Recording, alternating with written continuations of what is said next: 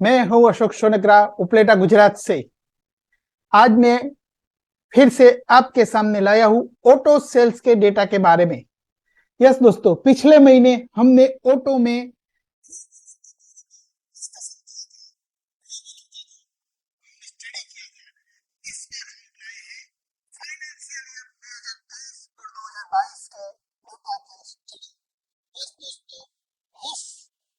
Sector के जो sales के फिगर आए हैं उसमें पिछले सालों में क्या था सेल्स का फिगर, अभी करंट में क्या है और आने वाले समय में कौन से सेक्टर अच्छा ग्रो कर सकता है, ऐसी कुछ जानकारियां लेने की हमने प्रयत्न किया है। तो चलो देखते हैं दोस्तों ऑटो सेल्स के फिगर के कुछ बातें।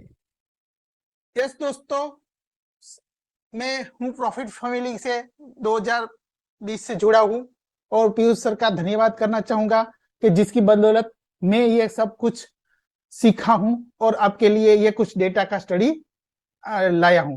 तो चलो देखते हैं ऑटो के बारे में कुछ जानकारियां।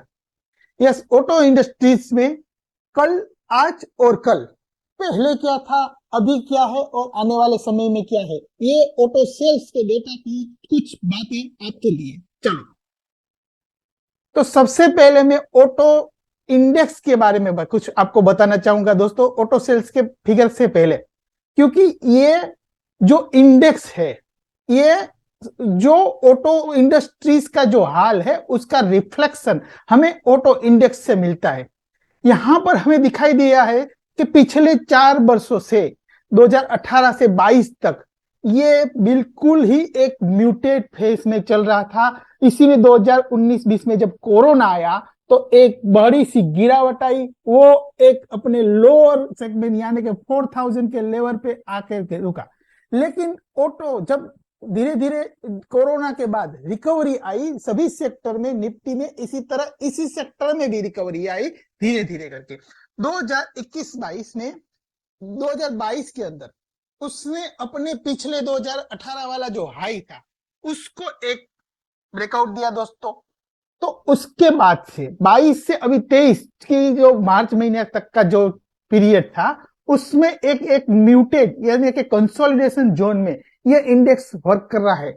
लेकिन अगर हम उस जो लास्ट टाइम जब उसने ब्रेकआउट दिया था तो वो ब्रेकआउट वाली जो एंगल फिंच है उसको हम अगर कंसीडर करते हैं, ये मंथली चार्ट है दोस्तों, तो अगर ये जो ब्रेकआउट दिया उस ब्रेकआउट वाली कंडीशन एंगल फिंच से जब जहां से वो लो लग गया था, यहां से अगर मैं रिट्रेसमेंट लाइन खींचता हूं तो आने वाले समय के अंदर दोस्तों हम ये उम्मीद कर सकते हैं कि 42 से 43,000 तक ये इंडेक्स जा सकता है। ऐसा नहीं है दोस्तों, ये जो बात है 1 साल 2 साल की नहीं है, लेकिन आने वाले समय में हम ये उम्मीद कर सकते हैं ऑटो एक अच्छा परफॉर्म कर सकता है। कैसे कर सकते हैं, चलो इंडिविजुअल ऑटो के अलग अलग सेक्टर के बारे में हम बातें करते हैं यहाँ पर। तो सबसे पहले देखिए दोस्तों, यहाँ पर जो मुझे 2023 के सेल्स के आंकड़े और 2022 के सेल्स के आंकड़े मेरे से दिखाई दिया, जिसके अंदर टू व्हीलर के अंदर मुझे 1,60,00,000 गाड़ियां बिकी, जबकि पिछले साल 1,35,00,000 थी, यानी कि उस सेक्टर के टू व्हीलर के अंदर मुझे 90% का सेल्स ग्रोथ यहां पर मिला है। इसी तरह अगर मैं देखूं, अच्छा देखो, सबसे पहले अगर मैं देखूं तो यहां पर जो ये टोटल ऑटो इंडस्ट्रीज है उसके अंदर हम देखें तो 21% का ग्रोथ मिला है। तो इसके मुकाबले कौन से सेक्टर क्या कर रहा है ये भी हम यहाँ पर जानने का प्रयत्न करेंगे। यानी कि जो टू व्हीलर है वो इसी सेम कंसीडर में, मतलब जो टोटल इंडस्ट्रीज के उसके मुकाबले ही परफॉर्म कर रही है, यानी कि 90% का ग्रोथ मिला है। अब हम थ्री व्हीलर के बारे में देखिए तो यहाँ पर 7,70,000 गाड़ियां बिकी है, जो 84% का ग्रोथ दिखा है। देखिए दोस्तों, पिछले साल ये अच्छा कम बहुत पीछे अगर देखते हैं तो ये लो बेस पे था, इसकी वजह से हमें इसमें ज्यादा ग्रोथ दिखाई दे रहा है। एक्चुअली ये लो बेस की वजह से हमें 84% का ग्रोथ दिखा दे, ये भी हमें ध्यान में रखना है। इसी तरह अगर देखिए मैं प्राइवेट व्हीकल के बारे में अगर देखूं तो प्राइवेट व्हीकल के अंदर मुझे 36 लाख गाड़ियां बिकी है, जो कि 23% का ग्रोथ। तो यहां पर हमें दिखाई दे रहा है कि ऑटो इंडस्ट्रीज के मुकाबले ये थोड़ा अच्छा परफॉर्म कर रहा है कंपेरेटिव टू टू व्हीलर।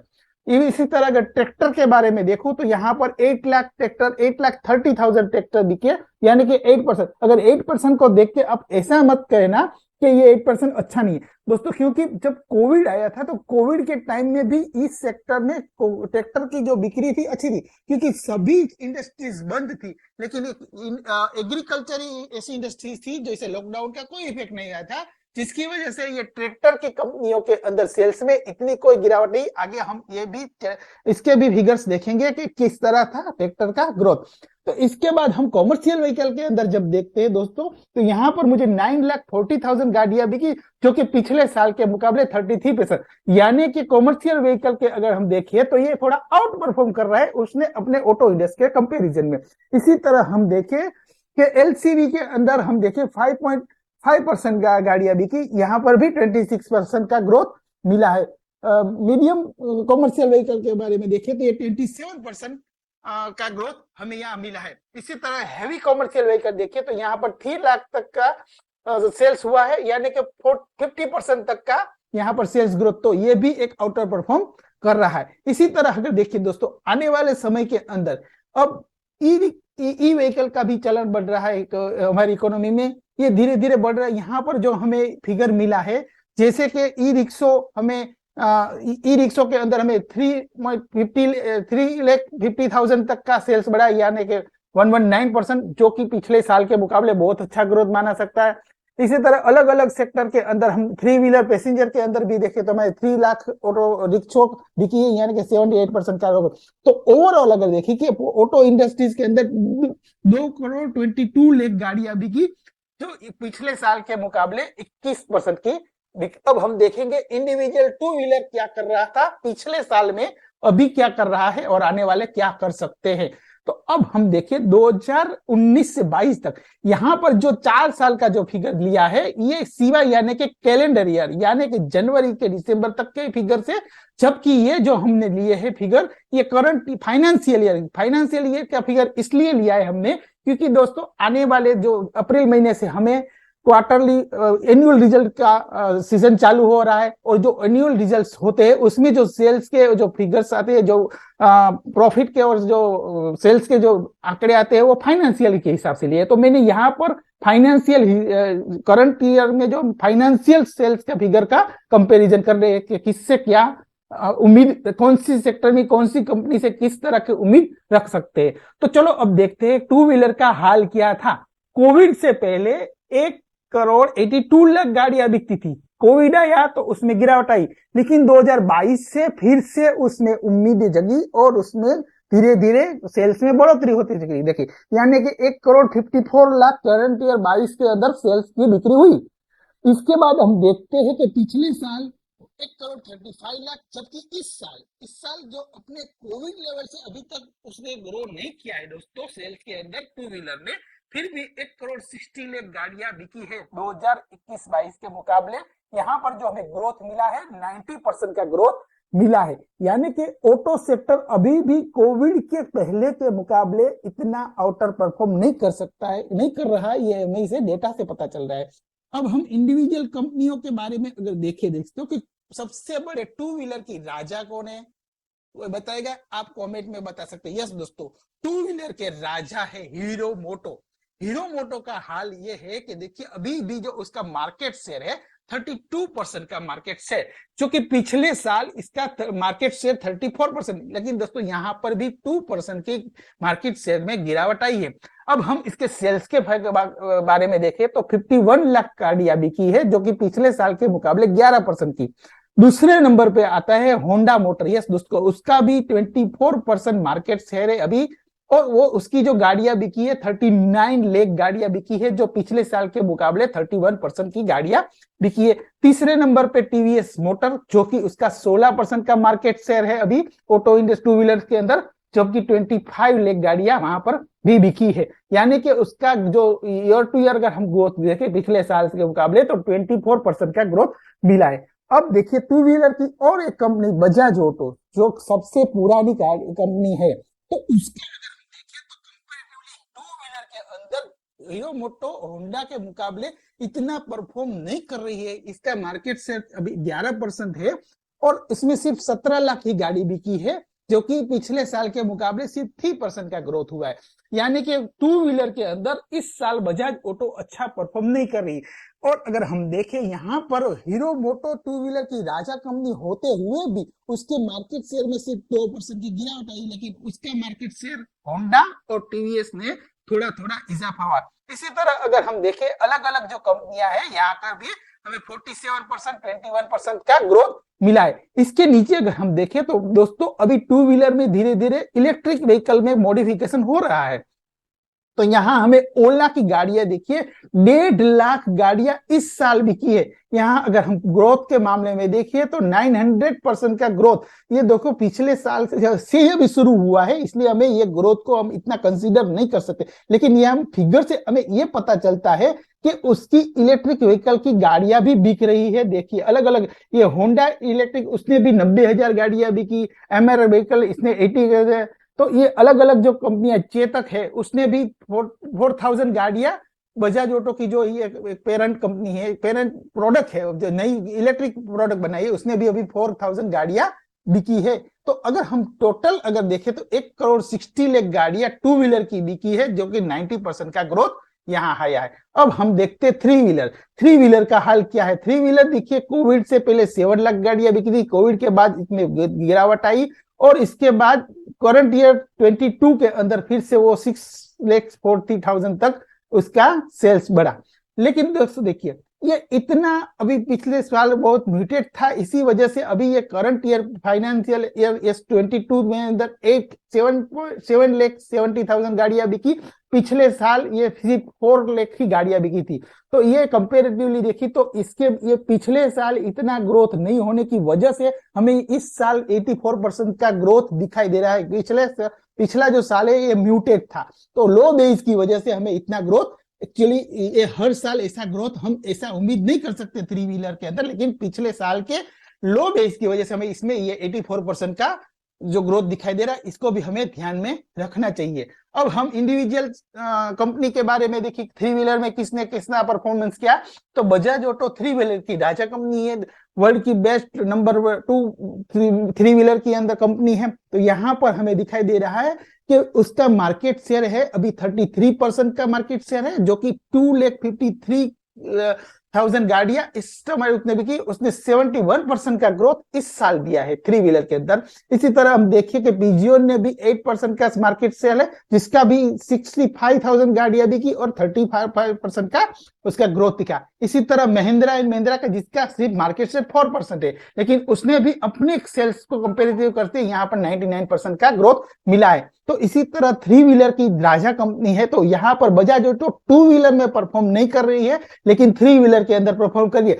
देखिए दोस्तों, थ्री व्हीलर में ये बजाज ऑटो है, ये हमारे इंडिया के अलावा एक्सपोर्ट में भी अच्छा सा सेल्स आता है। तो ये भी इसकी एक बात को हमें नोट करना चाहिए कि अगर थ्री व्हीलर की अगर कंपनी में इन्वेस्ट करना है तो हम किसमें इन्वेस्ट कर सकते हैं। तो ये आप बजाज ऑटो को, ये सेल्स को हम ध्यान रख सकते हैं। तो यहाँ पर टोटल अगर थ्री व्हीलर के बारे में मैं देखूं तो इस साल 7,70,000 गाड़ियां बिकी, यहाँ के पिछले के मुकाबले 84% का ग्रोथ हुआ है। अब हम देखते हैं पैसेंजर व्हीकल। पैसेंजर व्हीकल पहले भी अच्छा था कोविड के पहले, और कोविड के साथ, कोविड के बाद भी उसने अच्छा परफॉर्म किया था। देखिए कि कोविड के पहले ये 29,70,000 गाड़ियां बिकी थी कोविड में, उसमें भी गिरावट आई, लेकिन उसने जो कोविड वाले लेवल को 21 में ही कवर कर लिया, यानी कि 2021 में ही फिर 29,50,000 गाड़ियां बिकी।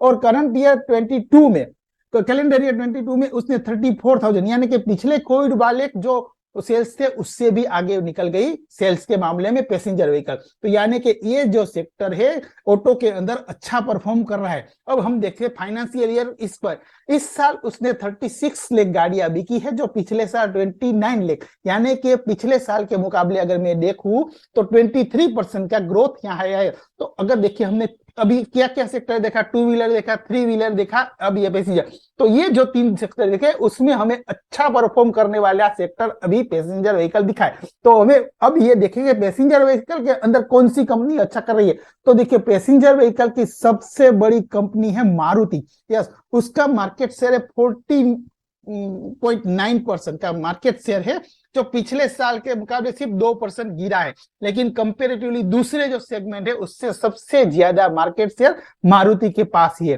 तो उसको भी हमें ध्यान में रखना चाहिए। पिछले साल के मुकाबले ये अब इसने ये 15 लाख गाड़ियां इस साल बिकी है, जो कि 90% का ग्रोथ उसके सेल्स में है। दूसरे नंबर पर ये है हुंडई मोटर, जिसका मार्केट शेयर 15% है, जो कि 10% का ग्रोथ उसमें भी आया है। तीसरे नंबर पर दोस्तों यहाँ पर टाटा मोटर है, जिसका 13.4% का मार्केट शेयर है, और जो कि उसके 4.81 यानी कि 5 लाख गाड़ियां बिकी, जो कि पिछले साल के मुकाबले उसका ग्रोथ 46% का आया। इसी तरह अलग अलग देखिए, यहाँ पर जो लग्जरीज गाड़ी है, BMW है, मर्सिडीज बेंज है, तो उस कंपनियों में भी अच्छा से ग्रोथ बढ़ रहा है। देखिए दोस्तों, धीरे धीरे जो 1 करोड़ से ऊपर की जो गाड़ियां है पिछले साल के मुकाबले बढ़ रही है। देखिए यहाँ पर जो अगर मैं देखने की कोशिश करूं तो पिछले साल BMW सिर्फ 9,000 गाड़ियां बिकी थी, लेकिन यहाँ देखिए अब 11,000 गाड़ियां बिकी है। तो यहाँ पर जो 1 करोड़ के ऊपर की गाड़ियां भी यहाँ मतलब पैसेंजर व्हीकल के अंदर अच्छा ग्रोथ आ रहा है। तो हमें ये मतलब ये जो सेक्टर है ये एक अच्छा परफॉर्म कर रहा है। तो हमें जो राजा कंपनी है, मारुति है, टाटा मोटर है, तो इस कंपनी के जो सेल्स है तो हम इस कंपनी के रिजल्ट को कंसीडर करते उसमें हम इन्वेस्ट करने का सोच सकते हैं। अब हम देखते हैं कॉमर्शियल व्हीकल के अंदर का हाल क्या था। कॉमर्शियल व्हीकल के अंदर 19 के अंदर 8,80,000 गाड़ियां बिकी थी, जो कोविड की वजह से गिरावट आई, और उसने भी अपने 2022 में फिर से अपना वो मुकाम वहां पर हासिल कर लिया। 8,70,000 गाड़ियां 2022 में बिकी। अब हम देखें करंट ईयर में उसने 9,40,000 गाड़ियां, जो कि पिछले साल के मुकाबले 33% का ग्रोथ आया है। तो कॉमर्शियल व्हीकल भी अभी अच्छा परफॉर्म कर रहा है। कॉमर्शियल व्हीकल में अगर मैं देखूं दोस्तों तो यहाँ पर टाटा मोटर सबसे बड़ा मार्केट शेयर है उसका, जिसकी 39% का मार्केट शेयर टाटा मोटर का है दोस्तों, जिसने 3,68,000 गाड़ियां बिकी, यानी कि पिछले साल के मुकाबले 26% की गाड़ियां बिकी। इसी तरह अगर मैं देखूं महिंद्रा एंड महिंद्रा, जिसका भी 24% का मार्केट शेयर है, जिसने भी 2.26 लाख गाड़ियां बिकी, यानी कि पिछले साल के मुकाबले अगर मैं देखूं तो 51% का ग्रोथ बिके। तीसरे नंबर का जो है मार्केट शेयर 16% का market share Ashok Leyland, yes दोस्तों, वो भी 1.5 लाख गाड़ियां बिकी, जिसका भी अगर हम एक ग्रोथ देखूं पिछले साल के मुकाबले 47% का नंबर ऑफ सेल्स में ग्रोथ आया। टोटल अगर मैं कॉमर्शियल व्हीकल के अगर देखूं तो मुझे 9,40,000 गाड़ियां बिकी इस सेगमेंट की, जो कि पिछले साल के मुकाबले 33% का ग्रोथ आया। तो हमें यह भी देखना है कि टाटा मोटर भी कॉमर्शियल में भी अच्छा कर रही है और पैसेंजर में भी धीरे धीरे अच्छा काम कर रही है, तो यह भी कंसीडर करना है। अब हम आते हैं तीसरे नंबर पर ट्रैक्टर सेगमेंट के अंदर। देखिए दोस्तों, कोविड के समय में भी एक ही इंडस्ट्रीज ओपन थी, वो थी एग्रीकल्चर।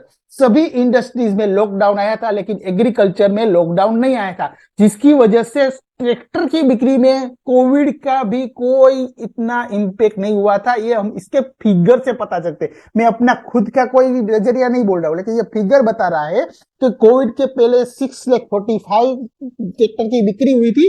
कोविड के बाद से ही उसमें धीरे धीरे इजाफा हो रहा है। देखो कोविड के बाद भी 7,24,000, फिर 21 में 7,70,000 और 22 में 7,95,000, यानी कि 8 लाख की बिक्री हुई।